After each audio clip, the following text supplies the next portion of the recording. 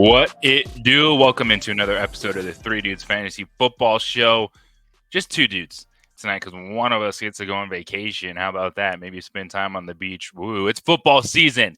There's no vacation. We're here to San Diego grind. doesn't even have a team. What is he doing? I know there ain't no football in San Diego. It's the Los Angeles Chargers. Went What to it the do? wrong city. Who knows what he's doing? Aaron Hernandez will join us again next time, but I'm JJ Buck. We got Steven Masterson with you as we roll on another episode, a Friday night fantasy spin coming off a Thursday night football game, and we got to go right in to the TNF ball out. And first and foremost, the obvious thing with Tua Tagovailoa, everyone is focused on his health. As sports fans, we do like to see our athletes be healthy, excel, succeed. One thing I will say about this, I'm not going to make any hot take on he should stop playing on anything like that. It starts with the doctors and then his family.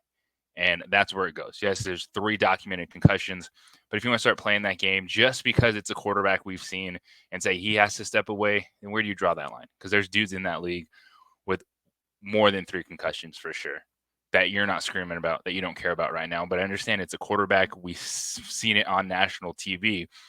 So I don't have a hot take on that. My take is let Tua talk to his doctors, go through the concussion protocol, speak with his family, and then we'll figure out his future. But it's just incredibly unfortunate.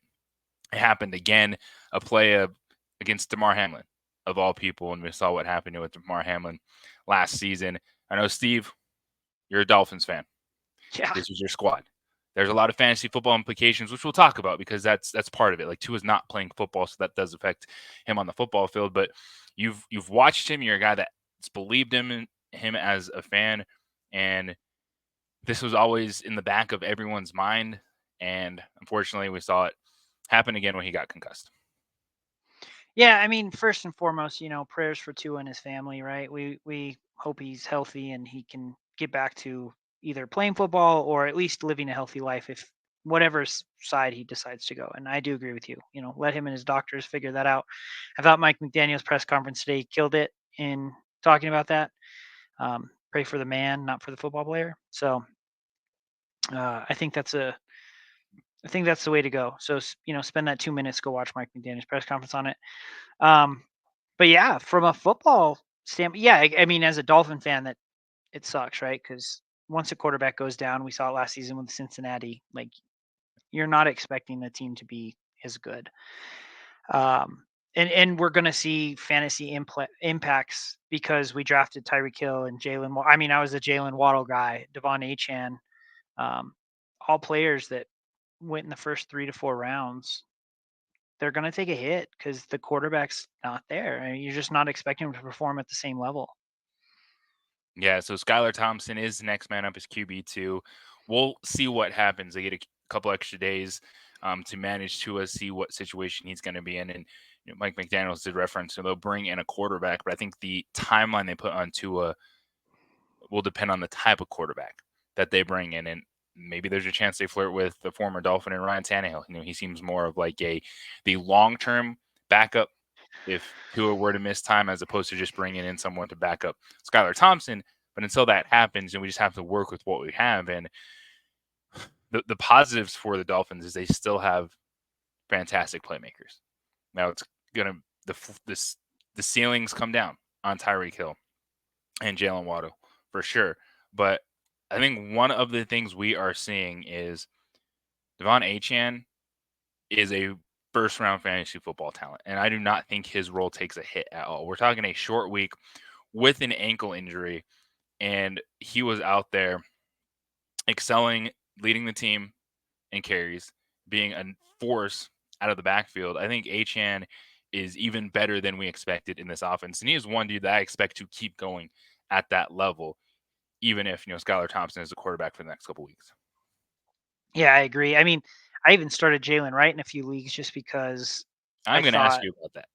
Yeah, I thought for sure with Achane, he was questionable up until game. There was a chance that he would warm up and not be able to play.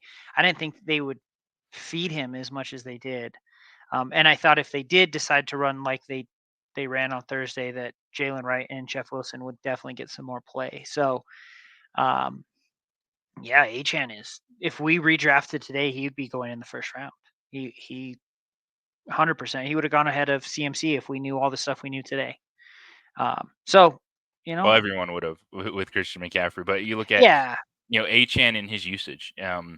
It's catching passes out of the backfield. They're committed to him as a runner, and I still think that's sustainable because of the pass catching ability for him to be locked in your lineups. And you're still starting Tyreek Hill and Jalen Waddle. Like they're too yeah, good not to start where you drafted them. You just might have to adjust other areas of your team and maybe be aggressive if you are deep at wide receiver or running back. Maybe try to acquire another player that has a higher ceiling, but it's like what we saw last year, and you said it with Cincinnati. Like you didn't stop playing Jamar Chase, you didn't stop playing T. Higgins. Just understand that your team is going to look a little bit different moving forward. And I think it was evident last night too with Tua's performance, 3 interceptions, but the first two were on the receivers, and there's a reason they don't throw to anyone other than Tyreek Hill and Jalen Waddle. yeah, When they tried to, it resulted in turnovers. yeah. I mean, that first play, that first interception, it hit him in the shoulder. I was like, I don't think I've ever seen somebody just get hit with the ball and it get picked like that. So, um, yeah, Tua before his injury wasn't having. I mean, 3 interceptions is not a great game, but and that last one was terrible. Uh, but that offense was still moving. Like if before the injury, we were looking at total yards and they were like 2 yards apart. So the Dolphins were going to move the ball. They're going to get their points. I don't know with Skylar Thompson what that looks like. I think I actually agree with you. I think it becomes more run heavy. So if you drafted Devon Achan, you probably are stoked right now. No, he's locked in as an RB1. Raheem Mostert potentially, we'll see his usage rate when he comes back in that offense, but I expect them to lean on their running backs and just try to make easy throws for Skylar Thompson because you have guys that can catch passes underneath and make big plays with Tyreek Hill and Jalen Waddle. Now that because they were chasing that game, they took away Hill and Waddle. We saw Jonnu Smith actually contribute in the passing game, but I still think this is one where even if you're desperate, we're going to talk about the tight end landscape a little bit later. Um, to me, that was more of a blip on the radar than anything sustainable. Yeah, and it's I'm not taking anything. I'm not really taking anything away from this game except for like they don't have two anymore, so I'm adjusting my thought process on the big three.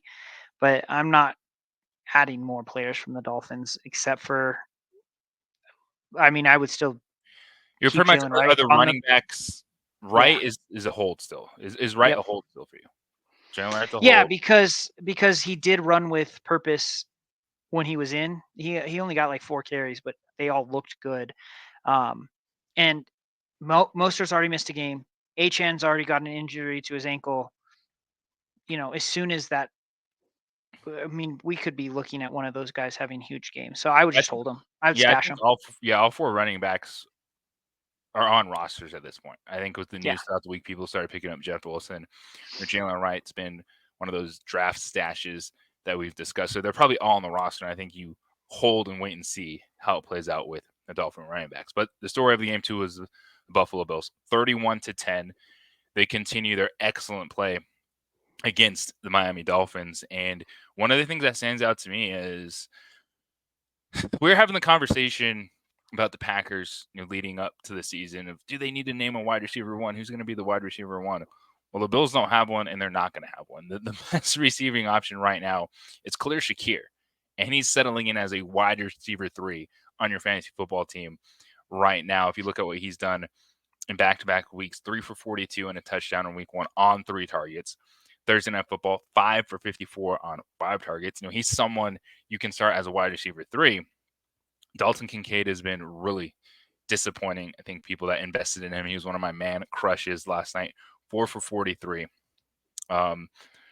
Targets just haven't been there in the offense.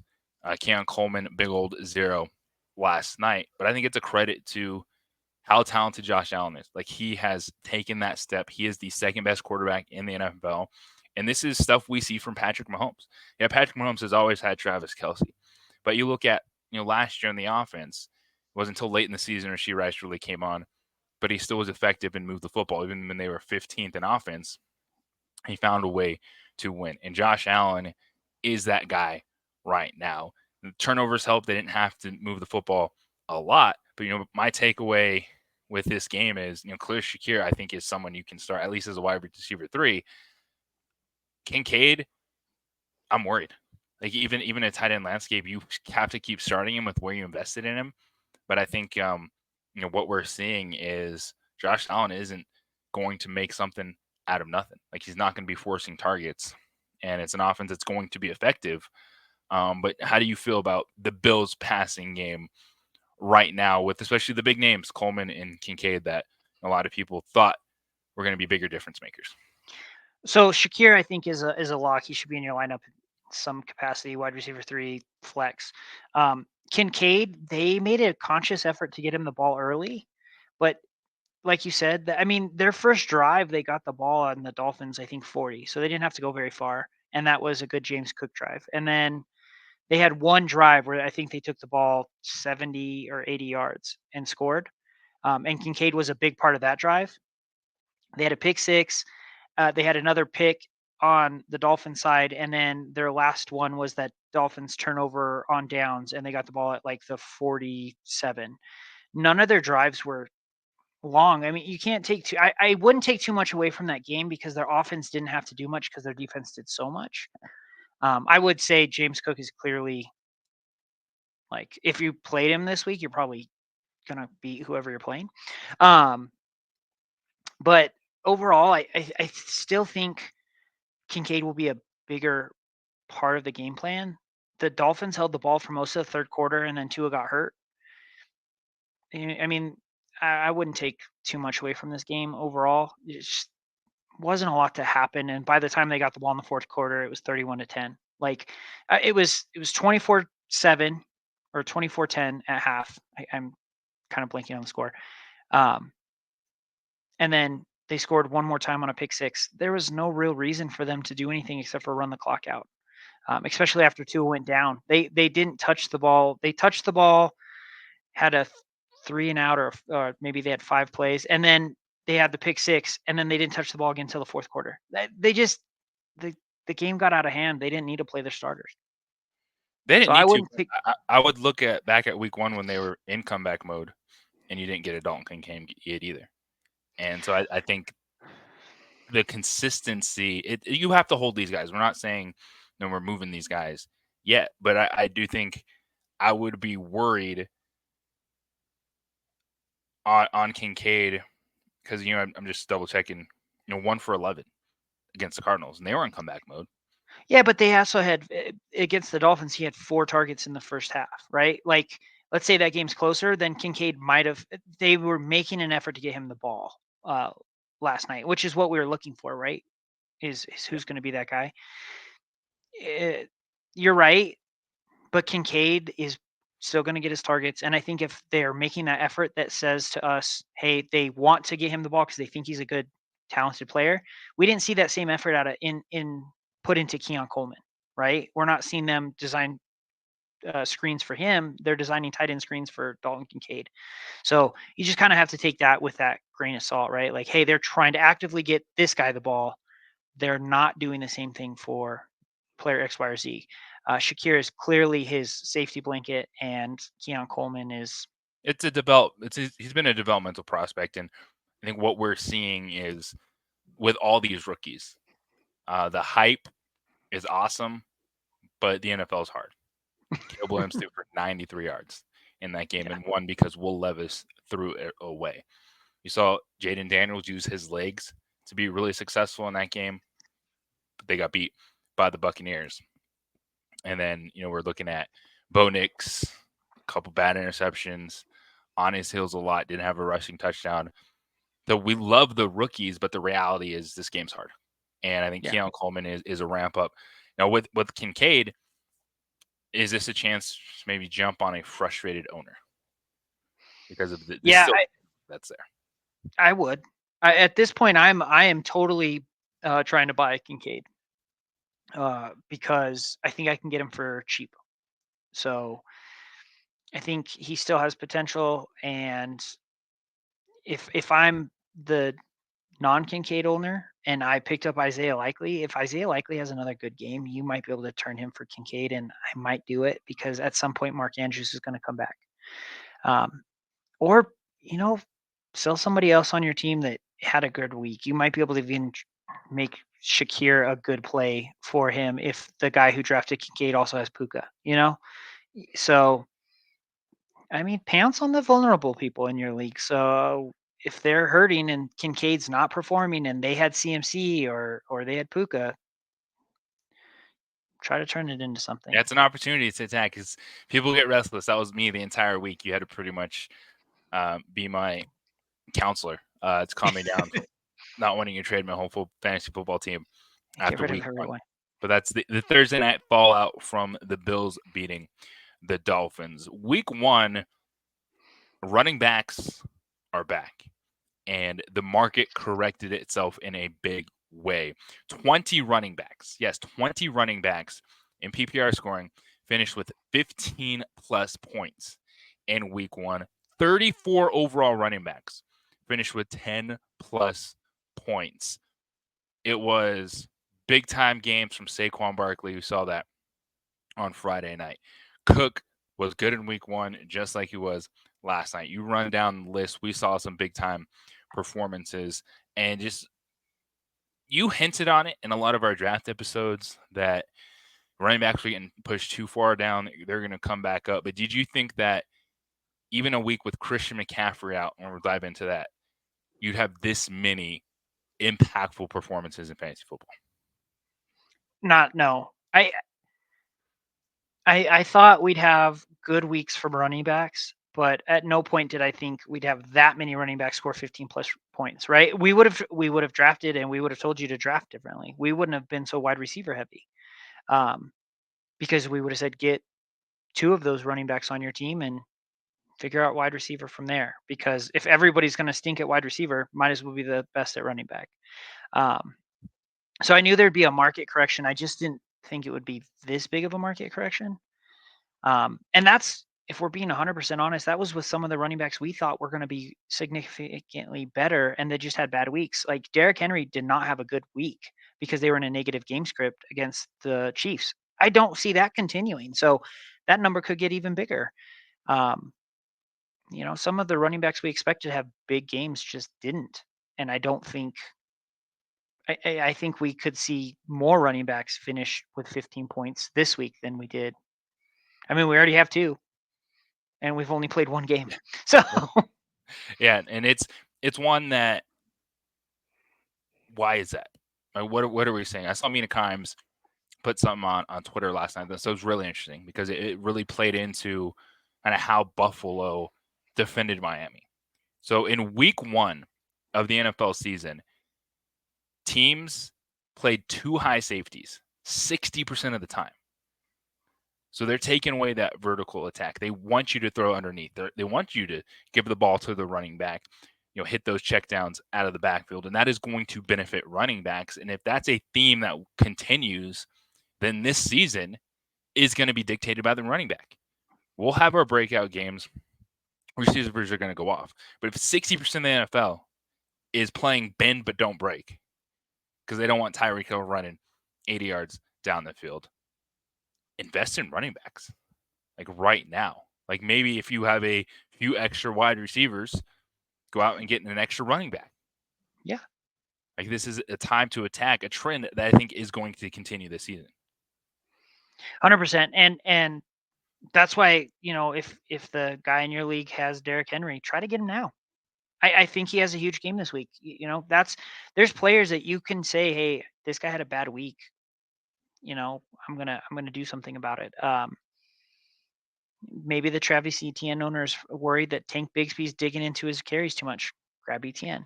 But I agree. I don't see it changing when we get to the winter because that's when you run. So this could be a huge market correction where, next season we might see an old fantasy football style of take 2 running backs in the first 2 rounds and figure out the rest of your draft. So we'll see.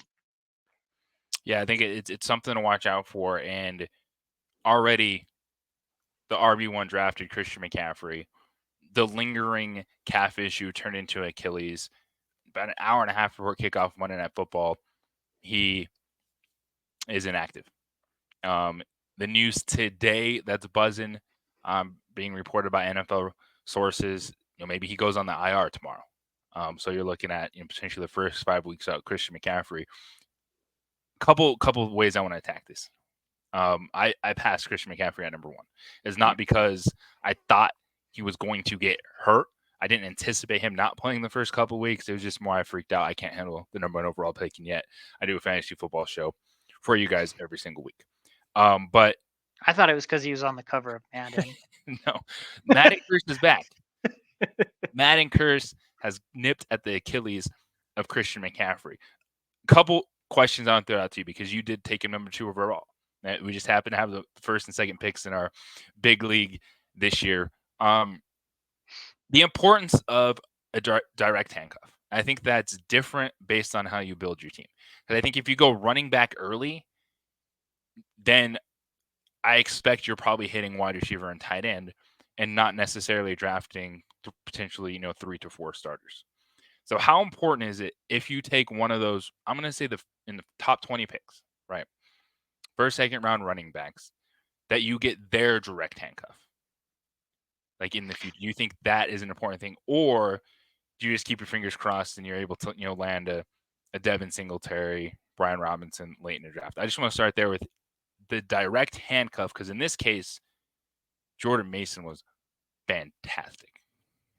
Yeah, so I did take CMC, and then when it came back to me, I took Saquon Barkley, right? So this is a perfect example. Christian McCaffrey, because we've talked about it all offseason, that team loves to run. I wanted his backup because it didn't matter if it was Jeff Wilson or Raheem Mostert, Elijah Mitchell, all those players that have been on that team as the starting running back have been fantasy relevant in some way, shape, or form. So as soon as I got Christian McCaffrey, I had Mason on my list. On the other hand, when I got Barkley, I had no interest in taking a backup. So you are right in I wanted to handcuff one of them, but I didn't want to handcuff both because Barkley, the Eagles backfield, I don't know who number 2 is. And they don't either because 96% of the snaps went to Barkley. So if Barkley goes down, it's going to be a running back by committee, and I don't want to try to figure that out, where Christian McCaffrey and the San Francisco 49ers had a direct handcuff. So you have to kind of play it a little bit by ear, It's the same reason I took Jalen Wright in so many leagues because Devon Achane and Raheem Mostert are injury prone. Well, I want the next big hitting running back because we know that's a good running team. It's why I want Blake Corum, right? Because if Kyron Williams goes down, I want Blake Corum. That was an Even though interesting he's one, by the way. That it was yeah. Lonnie Rivers and Blake Corum was not in the rotation week 1. And again, it's rookies, man. We love them. We hype them up to the moon. And we saw a dose of reality week 1 across the NFL. Yeah, I think Blake Corum still gets playing time if Williams goes down though. But there are teams where, like if this player goes down, I don't know who the backup is, and honestly, I don't. He's Yeah, getting there's a chance, high. but when you look at really the running backs that went right, Mhm. Bijan Robinson, we know there's a direct handcuff there in Tyler Algier. Brees Allen, Brees Hall, Breece Hall. excuse me. Yeah. Allen kind of wouldn't be his backup, but it's just more of if you take a running back in the top 20, do you want to make sure, like you said, you handcuff one of them? Because I think going 2 running backs high is a really good example because then you felt, all right, I don't need to chase another one. So I think Right. that's an instance. If your draft strategy, if you draft a running back in the first or second round, handcuff at least one of them. You have to because you don't want to be then chasing that guy on waivers after the fact. I mean, Yeah. I would have lost out if I didn't have Mason on my team because I was at swim with my daughter and I wasn't paying attention to my phone. I was watching her do her swim. And then all of a sudden I get 4 notifications that somebody in our leagues picked up Kyle Juszczyk and Taylor. And I was like, what is happening to CMC that this guy is picking up the guy I'm playing is picking up all of the backups for San Francisco. So I went and looked and I was like, oh, CMC's out. Great. But he was on top of it a little bit more than I was because life was happening for me. So in Yeah. that same vein, like that's why you want to take the handcuff because I would have missed it if I. And yes, and I think that's a really good point. Is that handcuff one of them if you're taking a running back in the first 2 rounds, the top 20, 24 picks, because you're going to build your team differently. So get that handcuff. And not all teams are like San Francisco where they go out and just hand their backup 28 carries. But you're Yeah. right.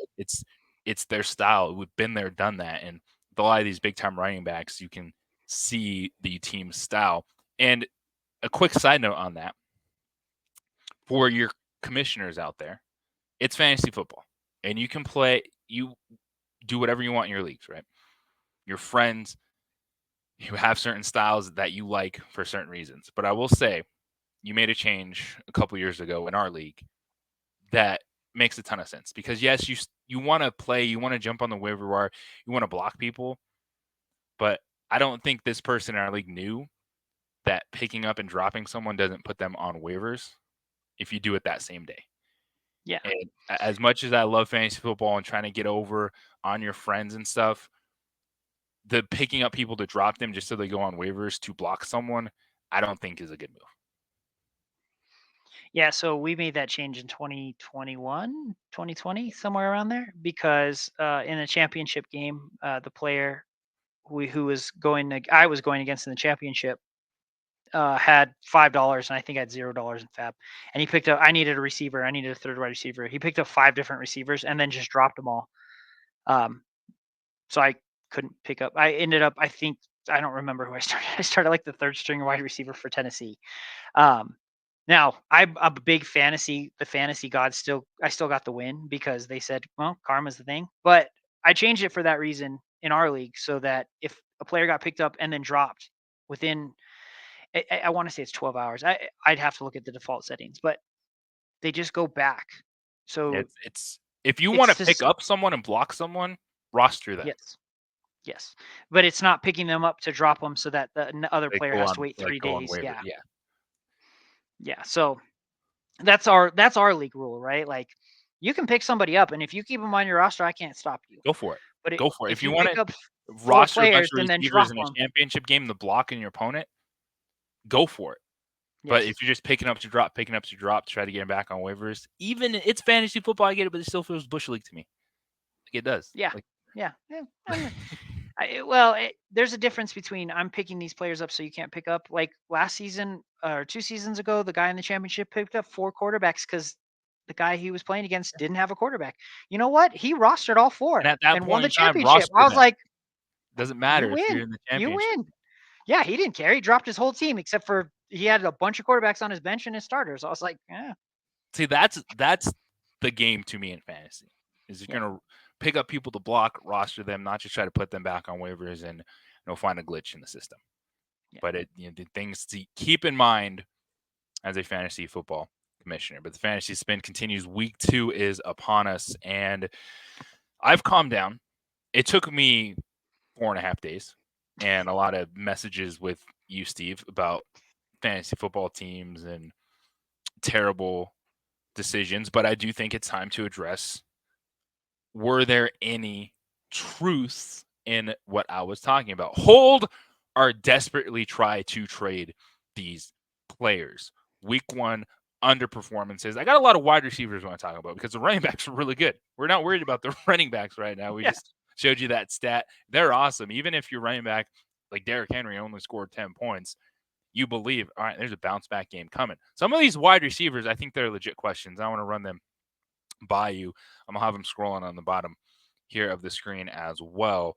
So hold or pepper your league mates with trades right now. Let's start with Marvin Harrison Jr. No one's going to trade him, but I think it's okay to say we overdrafted Marvin Harrison Jr. in redraft leagues. Dynasty, yeah, he was probably the number 1 pick. You're good. 1 catch, 4 yards. Now, 95% route participation. But what worries me is Kyler Murray. Yes, he was coming back from injury last year, but he was one of the worst quarterbacks in throws 10 plus yards downfield last season. Last Sunday in Buffalo, Kyler Murray was 0 for 7 on throws that went 10 plus yards downfield. He also was hyper focused on Gray Dortch. We saw Michael Wilson get a touchdown, who, by the way, talked about him. Did anyone play him? No, but Michael Wilson did score a touchdown. They're going to scheme Marvin Harrison Jr. back into the game plan. They for sure. took him with the 4th overall pick. But I do think that there are legit signs that he's not going to live up to where you drafted. I mean, right before the draft, I said that, right? I Yeah. said, I mean, I remember Aaron telling me he didn't 100% agree because he goes, he's going to have a big week 1. And I said, I don't think he's going to have a good week until week 4. You can't trade him. You're going to get nothing. You're going to get pennies on the dollar. You said it. He participated in 95% of the routes. That's huge, right? That means you're on the field most of the time. We all saw the play where he got wide open and Kyler Murray had worked off that progression and had moved on. However, I don't think that is one-off. I think that will continue to happen. I really do think this could be a guy next week that you might be able to get low. I don't think he has another good week. I don't think he has a good week this week. He'll probably go 4 for 40. They'll get him a few wide receiver screens just to get him the ball, but I'm not expecting a huge game again. This would be a guy next week I would try to buy. Because I think by week 4 he's going to start getting on, and then he's going to have a good rest of the season. What do you think he settles in as? Like if he has an average game for people that took Marvin Harrison Jr. second round, or even 10 to 12 team leagues, he was going in the second round by the time we got to late August, early September, right before the season kicked off. Do you think he can be a weekly wide receiver 2 in your lineup? Like, because the talent is so good, man. He was the number 1 receiver picked. He was 4th overall. But in fantasy, what do you think are fair expectations for him? Wide receiver 2 is I think 100% fair. But high end wide receiver 2, right? So in a 10-team league, I think he could end up in that 12 to 15 range. Rest of the season, not total season, because I really do think these next 4 weeks he's just not going to have great weeks. So you're going to look at him at the end of the season, you're going to be like his total points put him at 20, 25. But I think like week 4, 5 on, he'll end up in that wide receiver 12 to 15 range. So yeah, like I think when you look at his stats at the end of the season, you're going to be like, oh, he ended up as wide receiver 20 or 25, somewhere in there. But those last like 12 weeks, I think we could see. Yeah, and that's a good point, because one of the things I want to talk about is how long should we wait on some of these guys? Because you can't win a championship early, but if you start, 1-4, 2-5, like you're not going to find your way back in.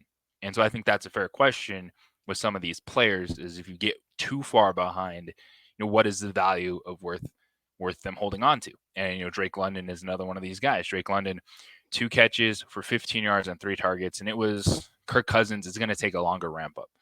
Like if you look at Kirk Cousins versus Aaron Rodgers looked further ahead of Kirk Cousins. Now Kirk Cousins, he played a good defense too, as did Aaron Rodgers. Like the Steelers' defense was phenomenal. We didn't think that the Falcons' offensive line had that many question marks to it going into the season, but he looked stiff, not confident. He has to ramp that up. And man, they had him in shotgun and pistol a ton, which was really giving tells to what they were doing, and it just allowed TJ Watt to tee off. So you have to keep your fingers crossed if you're a Drake London owner that this is just going to be a ramp up. But how long of a Well, ramp I up? mean, Kirk Cousins hurt his Achilles later in the season, right? Aaron Rodgers did it 4 plays into the year. We thought he might come back last season, so he should be further along.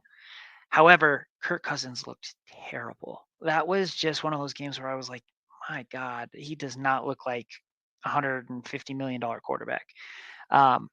If it continues down that road, I think Michael Penix gets in. Like that's how bad he was playing. So I wasn't a big Drake London fan to start off with, so this just kind of confirmed that for me. I'm probably the wrong person to ask because he's a desperately try to trade for me. Okay. I am not interested in that offense, not at all at this point. Not Like even probably Bijan. just Bijan. I think that's it Do you because think Kirk Kyle Cousins Pitts can hand it off. finds consistency? No, because he would have had a terrible game without that touchdown. Well, that's kind of Well, was but so much that's not. fantasy football in week 1, because you look Yeah, at the quarterbacks is 35 touchdown passes in week 1. That was it Yeah, across it's the board. crazy. And you look at, touchdowns change the game in fantasy football. Right. Like that's But a game changer. I just don't know if he's going to continually be a target in the red zone. I could be wrong. I think Bijan gets more looks. I still believe Drake London and Bijan are their 1 and 2 going to be their 1 and 2 receivers, right? Yeah, So so Robinson, he had 5 catches, 43 yards. And mhm. if you believe, Kirk Cousins is going to take time to ramp up, he doesn't want to push the football downfield. That definitely puts Robinson in play for a lot of those checkdowns. Look at, Kyle Pitts, just 3 targets, converted all 3 of them, but got that touchdown. And Drake London is a guy that needs more time for things to develop, and that's not there right now. So Yeah. he would be someone I'd be in the conversation of trading, because I think that the ramp up for Kirk Cousins' offense is going to be a while, and London is going to hurt you early in the season. So if someone likes the name value, I'm with you. I would try to trade Drake London right now. Yeah, and you might even be able to package it as I'm desperate, especially if you started 0-1. Yeah, he's a player I'm trying to get rid of. I have no shares of him, so for me, it's not trying to get rid of. But if somebody Trying to offered help me him, people, Steve. It's yeah, if somebody the, offered me him, I would not be the taking Two him. Dudes Fantasy Football Show tonight. Fantasy Spin coming off week Yeah, 1. So another one is, Chris Olave, the top 20, top 30 pick for a lot of people. 2 of 11. This is hold. It will be all right. The Panthers were terrible. Derek Carr, unfortunately, just didn't throw one of his 3 touchdowns to Chris Olave. yeah, He only had 2 targets in that game. We'll find out more about both the Dallas Cowboys and the New Orleans Saints this weekend. Even the Cowboys going against that Browns defense just need an efficient game from Dak Prescott. So, you look at Dak Prescott bouncing back after a quiet week, Chris Olave, like this is a game we're going to learn more about who these guys are going to be the rest of the season. yeah. Olave, I still feel confident in. Sometimes great game scripts can dictate. Yeah. They got ahead. They got ahead fast. There's no reason to continue to push the ball down the field. So That's I why like Olave. yeah, that's why it's important to have these conversations. And things I want to do on Friday nights ahead of the weekend is, even though we've had a bunch of the week to digest it, you guys have been in reading all the columns, all the fantasy rankings. It's good to have that kind of reset as you finalize your lineups going in to Sunday. Okay, this is one that I am really interested in get your thoughts. DK Metcalf, 3 for 29, 4 targets. Now, Patrick Surtain was on him most of the game, and Patrick Surtain has become a thing. And watching a lot of clips on this contest, a lot of people that broke down the film, they were starting to say that, Patrick Surtain is one of those players you have to start factoring into rankings, the way he's guarding people. So that's why I'm going to say DK Metcalf is a hold, but I'm not as excited about this passing game moving forward as I was in the preseason. They brought in a new coordinator, Ryan Grubb, but you saw them how they featured Kenneth Walker. In fact, it was Tyler Lockett. That was Geno Smith kind of go-to guy in certain situations. He wasn't even trying DK Metcalf. This is a hold for me, but if he has a down Sunday, I would be looking to move on from DK Metcalf and maybe going after even a Marvin Harrison Jr. or Chris Olave, depending on what happens. What say you about DK? I agree on the hold, but I am cautiously optimistic on him. I don't know if I would trade him after this week. I want to give him till week 3 just because we know the talent's there. And we got Him and Gino. Seattle versus New England this Yeah, weekend. yeah, and so I mean, And my biggest concern typical was that Cats and Tyler Patriots, by the way, with beating. beating the Bengals in Cincinnati. I would just say this: just hold him for now. DK Metcalf has, we know what his potential is. Um, Pat Surtain did guard him. He's a great corner. Um, Overall, I'm a little worried in the aspect of Tyler Lockett got so many targets, but I really think that more affects JSN, Jackson Smith and Jigba Dude, than it I really. dropped him. He was my keeper, and I already dropped him out of week 1. Yeah, Like but I don't blame you. I'm a DK Metcalf owner, so I already have a piece of that Seattle passing game. Mm. But I don't think the air yards are going to be there. To me, he's number 3 in that passing game. And with how week 1 played out, I dropped Jackson Smith and Jigba to pick up Justice Hill. Yeah, I'm a Derrick but Henry. you are also the Derrick Henry owner, so But I no, think that was I'm a smart saying move. like Smith and Jigba. 1 week, I was not buying that. I'll let someone else enjoy that. Yeah, I agree. You're never going to know when to start him, especially if Tyler Lockett played in less series and had less route participation, but had more targets. So I don't know. That's not a good sign. The next one, he's probably a wide receiver 3 on a lot of rosters, maybe a wide receiver 2. But I wanted to talk about Amari Cooper because he's a dude I love. But the question is, again, how long can you wait? That's why we're having these discussions with these players. They're talented wide receivers. These are not bad football players, but it's a context of how long can you wait for them something to happen versus you falling too far behind in fantasy. And Amari Cooper is someone that you might be forced to start just with the way you drafted him, but I'd be considering finding someone else to start over him this weekend. And am actually excited when Jameis Winston starts playing because then I think Amari Cooper has a better outlook. 2 catches, 16 yards on 9 targets because Deshaun Watson, whether it's on the football field, off the football field, terrible. I would actually start Brandon Cooks over Amari Cooper this week. That is a great suggestion. So I'm not starting Amari Cooper, Amari Cooper looked great with Joe Flacco, just like David Njoku, which tells me the system works and that something's wrong with who's playing quarterback. Um, I'm not going to even get into ethically, like, hey, Deshaun Watson's not a good person. We know that. But you know what? He does not look like a good quarterback either. And hasn't looked like a good quarterback in I was willing to give him the benefit of the doubt. Okay, you didn't play football that year in Texas or in Houston. You came back, you had that 8-game suspension or 6-game, I don't remember exactly. Okay, you got to work off some rust. I'll give you that. Then you got hurt. It just feels like at this point, if you can't figure it out now, I don't want a part of that. The only thing I'm interested in Cleveland is their running backs. And other than that, I'm out on their pass catchers. I don't want anything to do with that offense. So you just brought up Brandon Cooks. I think it's a really good option. I would play Brandon Cooks over Amari Cooper this weekend, especially with Jake Ferguson being questionable Out. coming off a knee injury. And we saw Brandon Yep. Cooks score a touchdown in week 1, and we know he still can be a playmaker in the Cowboys offense. Who are some other guys that, after waivers, because if you're sitting there and you're banking on Amari Cooper and then you're listening, you're like, oh, maybe, yeah, I don't want to take that chance, could still be out there because I'll throw a couple names. Yeah. Allen Lazard, because Aaron Rodgers went back to him. Now, Allen Lazard got that last late touchdown, but a number 2 has to develop in that offense. And I think Aaron Rodgers, he was upset that Lazard dropped that first one, but he went back to him. So well, and they have a connection. We knew that was going to be a thing, right? So Brandon Cooks is kind of my like, hey, if you need a player this week. I'm also interested in Demarcus Robinson if he's still out there. I don't think Cooper Kupp's going to get. Merchant. Yep. Or and this can go. I think I like if you didn't get picked up. But I'm okay with Tyler Johnson. I don't know which one is going to be a good play. I think but they both could. I think Demarcus Robinson's the better play, but Tyler Johnson did have 7 targets last week. So what I meant to say, because you said Demarcus Robinson, I immediately was just like, oh, Wendell. No, Demarcus Robinson can be a factor in that passing game. I do believe with Puka Nacua out. Wendell Robinson. If he didn't get picked up, he'd another player I'd play, especially in PPR leagues, because Daniel Jones does not want to throw the football downfield.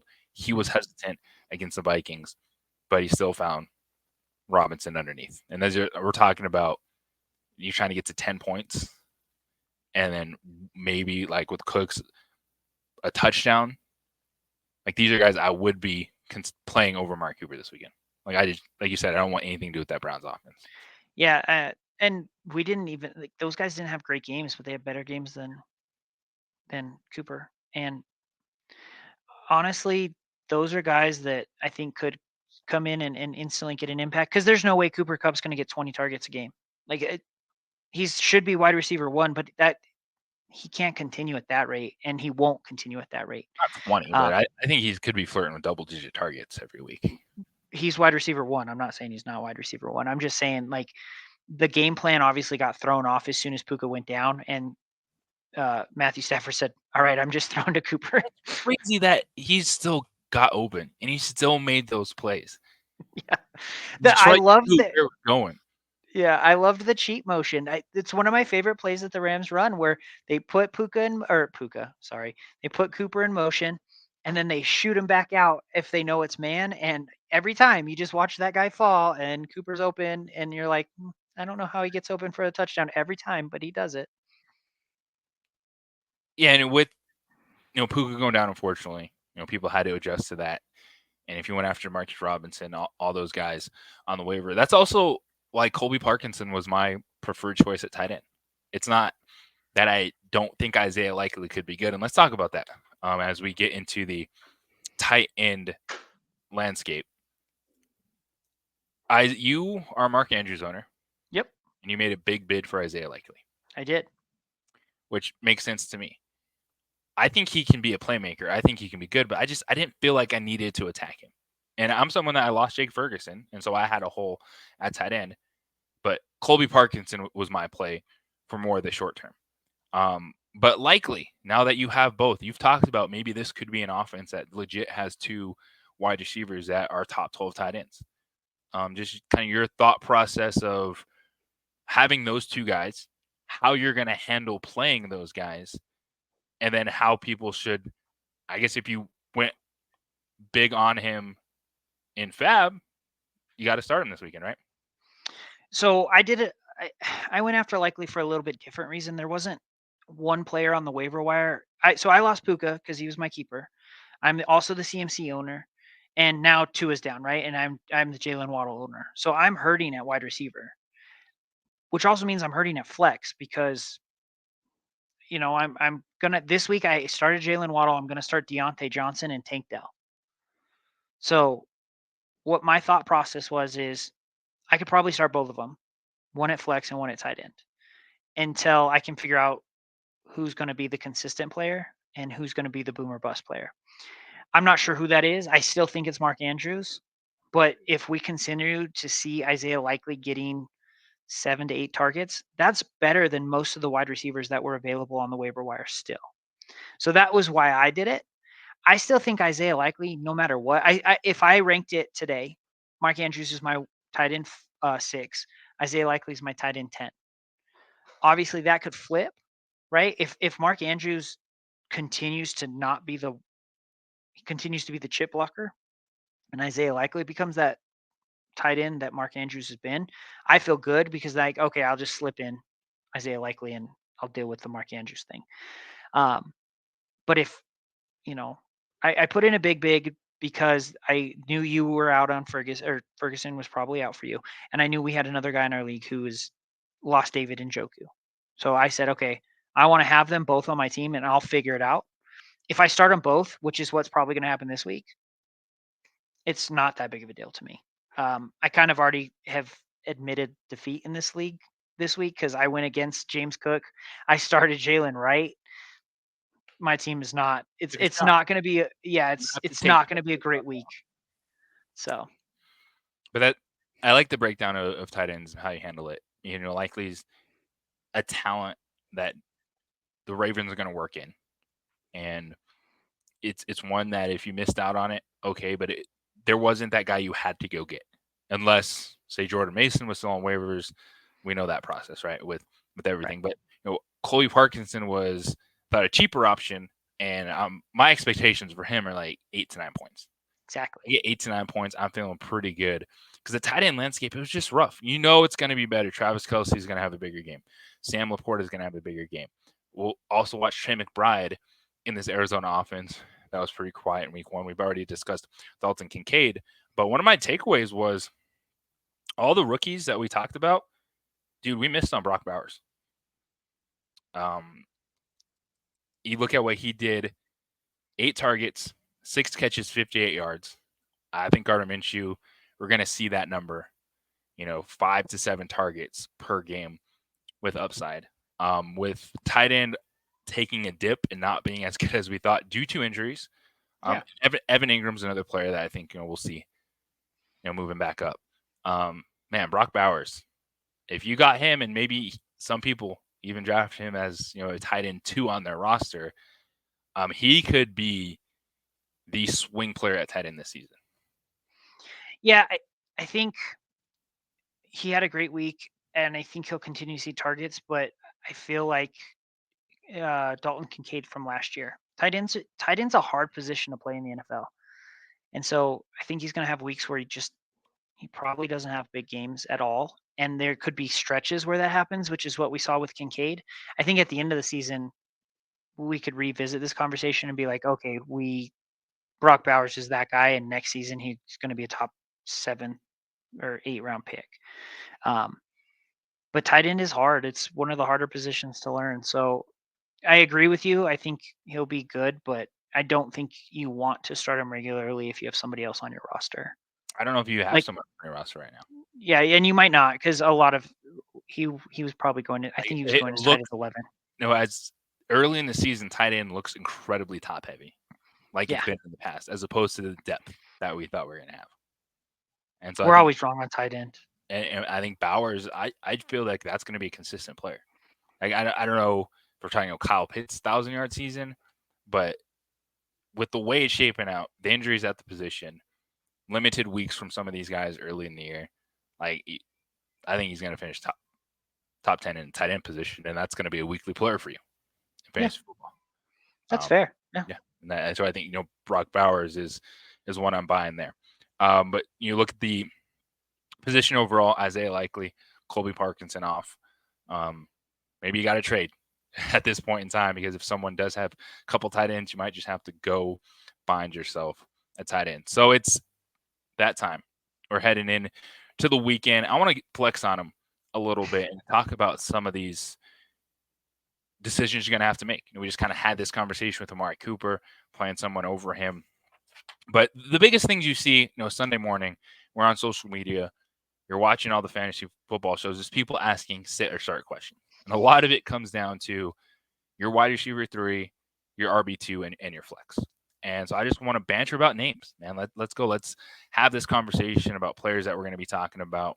And let's start at the running back position when we get to RB 21 and down. Okay. There's a couple of names I was looking at, and this is shout out to Roto World. I was looking at his rankings. I'm like, wait a second. These are RB 20 plus running backs. David Montgomery, yes, please. He was RB 20, but James Conner, RB 22, no problem there. Jerome Ford, 23. Tony Pollard emerging as the potential option in the Titans. But the names I want to talk to you about: DeAndre Swift. This week, I think it's a bounce back week for DeAndre Swift. I think you'll get benefit in the PPR game with him. He was one of the running backs that did not hit at all. But we're going into the weekend. The Bears are 6.5-point underdogs against the Houston Texans. Keenan Allen hasn't practiced. Don't expect him to play. Roma Dunze got an unlimited session. He's questionable. Rookie wide receiver. I think they work in DeAndre Swift more, and he's someone that RB2, flex radar, you're trying to make that decision, I think can pick you up enough points to get you by. What do you think about the Bears, Caleb Williams, the hype, the debut, 93 yards? Yeah, I mean, that's all. We don't ever expect the rookie quarterbacks to come out and just kill it, especially in the passing game. So 93 yards. I'm glad they won. Like, he just did enough to not lose that game. And sometimes you have to do that as the quarterback. Like, okay, just don't lose this game and we'll win, right? I mean, Will Levis lost that game. what they even came out and said, their coach came out and said, if we would have punted on 1st and 10, we would have won the game. You know what? He probably wasn't wrong. But overall, I'm good with starting Swift at my flex. I hope you have one of James Conner. I have way higher up than running back, 21 or 22. Yeah, like you he's said. locked in. But the guys that I really want to talk about, like DeAndre Swift, get your thoughts on him, because people probably were thinking about moving him out of their lineup after that week 1 performance. And so you're having that question: RB2 flex, these last positions. Brian Robinson, Washington, good week 1, had a rushing touchdown, but I'm a little worried. Is Daniels going to take away too many of those opportunities? And Austin Eckler looked pretty good. So that backfield, Austin Eckler, Brian Robinson, are these guys flex worthy? Are they RB2? What do you think when you're looking at that decision on Sunday? Brian Robinson, I think is an RB2. Austin Eckler has moved into a thought for a flex. So like in my scenario where I was talking about starting Isaiah Likely, I would flex Austin Eckler if he was on my team over Isaiah Likely. So I think you have to look at your team. I think Brian Robinson should still be locked in just because the talent. Austin Eckler, though, he showed something, and if you're hurting at flex and you're not sure, I don't hate starting him there. This is what we talked about. This was going to be a positive role for Austin Eckler. He didn't have to be RB1. He didn't have to have the majority of the carries. In the check down game, he's going to be there because Daniels was throwing to the running back. Robbins got a couple catches. Eckler's going to get the catches. Terry McLaurin isn't. We didn't get to him in the hold or trade just because we got to get moving a little bit in the episode. But he's someone that he's on my trade block if he has another bad game. Because I think Daniels, good fantasy quarterback. I like his upside. But I don't know if he's going to be able to sustain a downfield passing attack the entire season.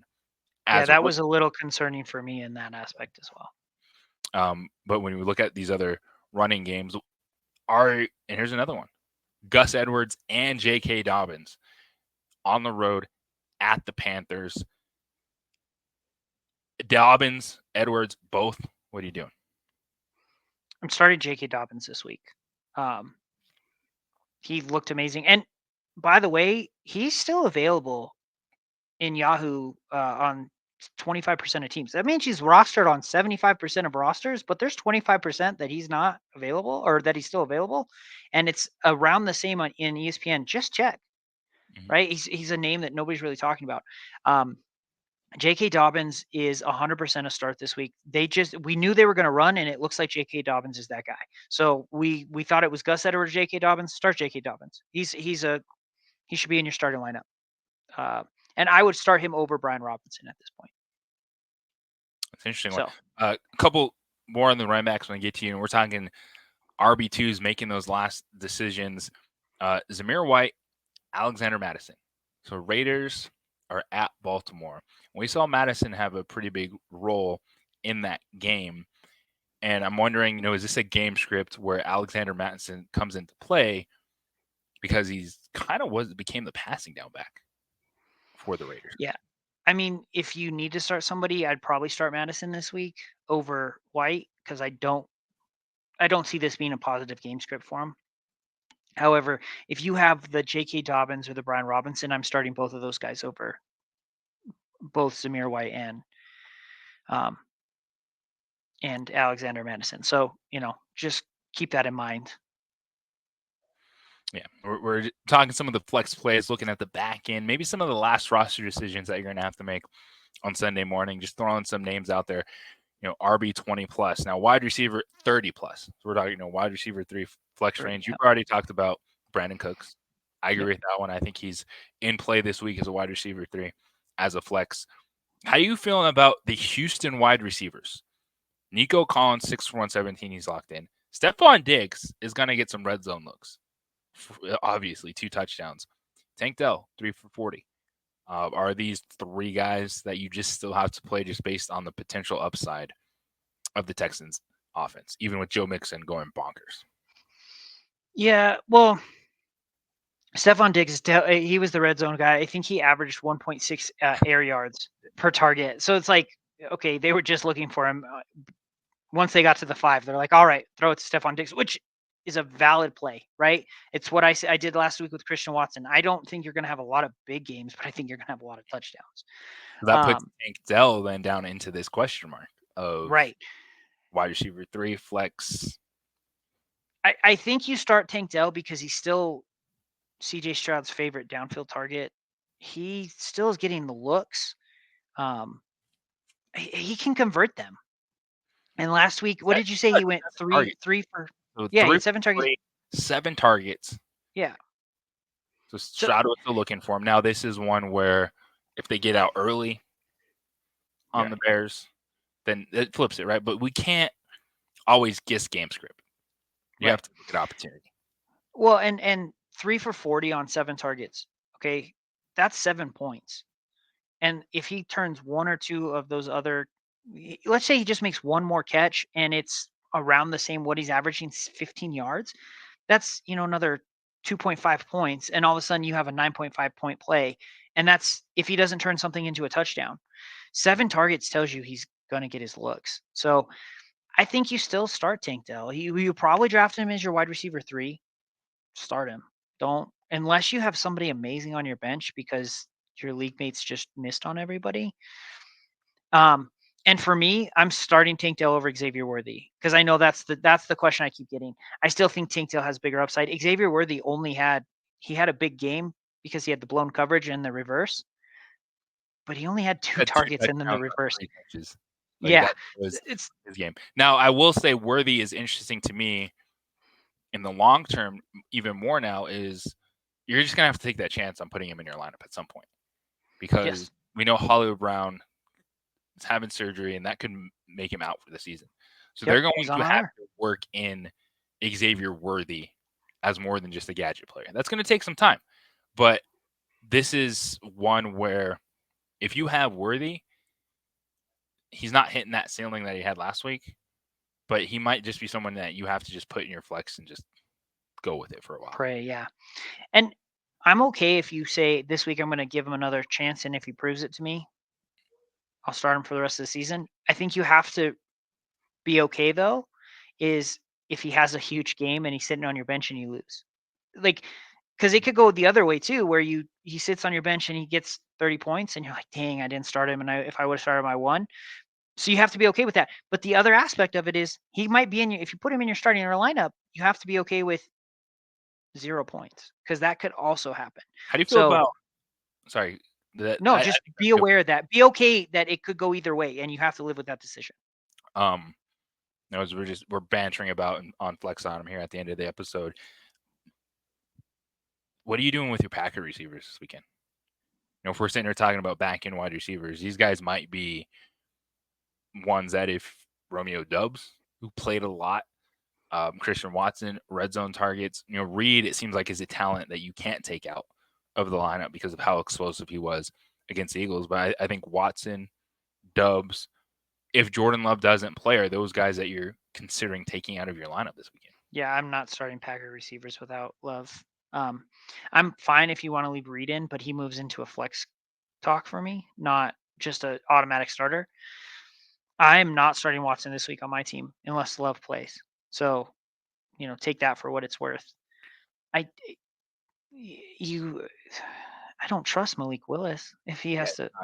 it's not going to be a good weekend if he doesn't play. And I think And that you can yeah, maybe and roll with one of those guys and Reed because if they manufacture him a couple touches, because you had the rushing score. right, but other than that, like, I, and even that, I'm probably uncomfortable with, just because we saw kind of Jaden Daniels what he did with Terry McLaurin. It could be the same thing with Malik. Yeah. And you're right, they could manufacture some touches. Josh Jacobs might just have a massive game. Well, he's going to get a lot of opportunity in it. The Colts are probably going to key on that. But that in that same game is someone that you could take a chance on. I think is A.D. Mitchell. Yeah, Where 100%. you want explosive plays, well, that's what Anthony Richardson is going to give you. He's going to throw the football downfield. Last weekend it was Alex Pierce who converted on that monster play. Just an unbelievable feat of athleticism. Anthony Richardson steps back, slips, still throws it 60 plus yards down the field. And he took up a couple of those shots at A.D. Mitchell. So he's Yeah, someone that if I'm rostering one of those Packer receivers, or even go back to any of like the Amari Cooper conversation, like again, it's very Xavier Worthy ish, yeah, all or nothing. But 100%. when we're looking at the back end receivers right now, we're making these decisions. I like the all or nothing of A.D. Mitchell over, say, Cortland Sutton in this range. Darnell Mooney, Jacoby Myers, Quentin Johnson. Like these are the players at the back end we're talking about that you probably are left with making these decisions on whether either waivers or on your bench at this point in time. Yeah. Yeah, I'm fine. I think so. If you're playing James Cook against James Cook, then I think you take these bigger swings and you start your Xavier Worthies. You start your AD Mitchells. If I didn't play that guy and I'm a big safe, I'm going to play it safe. So I will start Cortland Sutton if I'm not having to make up a ton of points, right? because I How just want to get my safe points on that scenario. okay, so I have that this week. So in the matchup, it's going against the other Dolphin fan in the league who drafts a ton of Dolphins, who had Yes. Tua, Tyreek Hill, and Achan, which is Yeah. usually just a banger of a trio. Well, got a great game out of Achan, but below average performances out of Hill and Tua. Mhm. Uh, my flex, I could play Xavier Worthy, Edie Mitchell, Terry McLaurin, or Brian Robinson. So, like in your scenario, because if I was just playing against Achan, I'd say start Worthy or AD Mitchell. But because he also his quarterback and Tyreek Hill already went, like he's had 3 players and he's probably sitting at what, 35, 36 points. Um, I'm gonna play it safe because I feel like I have a better chance to beat him now, and I don't need the big game, but a 0 could kill me. So I'm more interested in probably starting Brian Robinson than Xavier Worthy, or especially in your scenario where I know you're wide receiver deep. I want to start my best, safest players, and you probably have a great chance to beat him. Um, so in my scenario, and I did it this week because I'm hurting so much. I started Jalen Wright for that same reason. I said I need to take a big swing. It bit me in the butt, right? So now I'm probably going to take an L this week because that's the other side of it, right? Like I took a swing and You, it you, missed. you can make, depending on what happens on Thursday night, will affect how we roster players on Sunday. Yep. I think that's a Yeah. big So part of the conversation. I like that they came out, kind of just naturally flowing through yeah, this. But that's another thing to think about. yeah, yeah. Of So course, I'm if not you're taking a big swing chasing if points, or are you in a position where you can try to find that safe floor? yeah. So like in your scenario, because you've played against 3 players, I'm just going to play the rest of my team safe and say, hey, if you get me 10 points and you get me 15 and you get me 10 and you get me 20, I'll probably beat him because he's so far behind. Um, so if you played against the James Cook owner, that James Cook had a huge game. Take those swings. Take your Xavier Worthies. Take your AD Mitchells.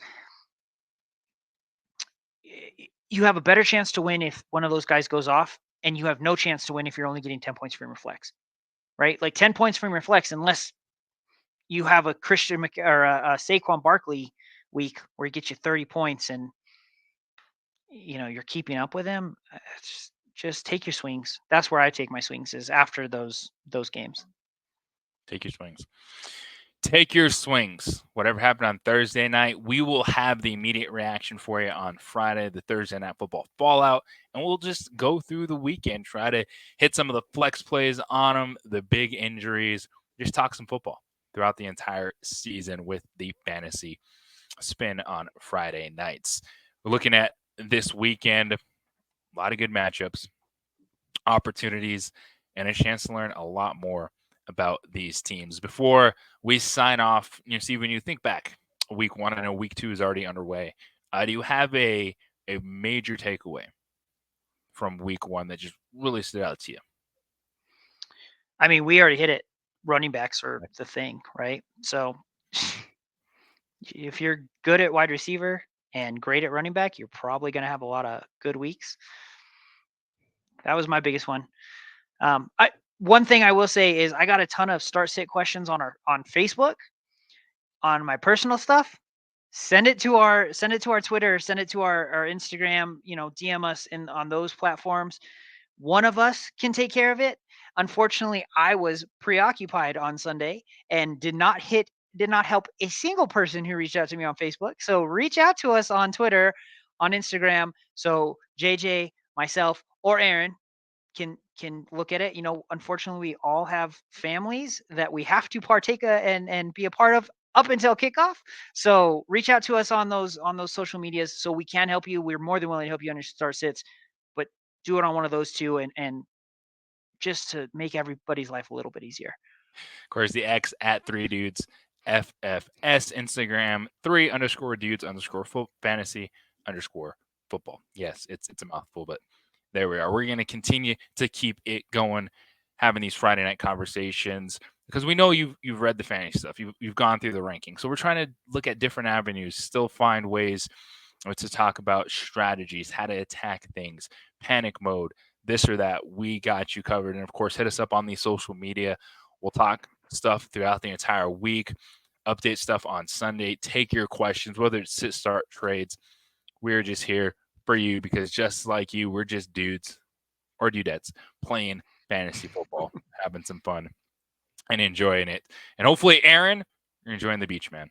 A little September vacation. Gotta love it.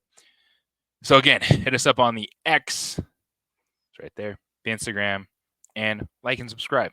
Please and thank you as we keep this rolling and keep on building this up.